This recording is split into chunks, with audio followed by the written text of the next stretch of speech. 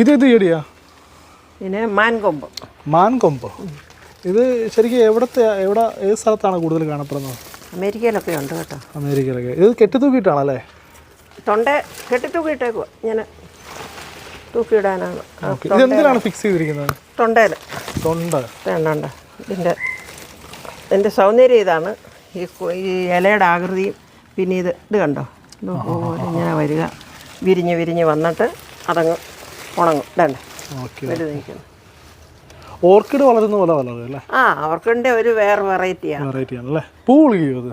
ഈ പൂവില്ല, ഇല മാത്രമാണ്. ഇലയേ ഉള്ളൂ. പിന്നെ ഇതിൻ്റെ ഈ ചോട്ടിലെ ഇതിൻ്റെ സൗന്ദര്യം ഇത് കണ്ടോ, ഒരു പാട പോലെ വരിക.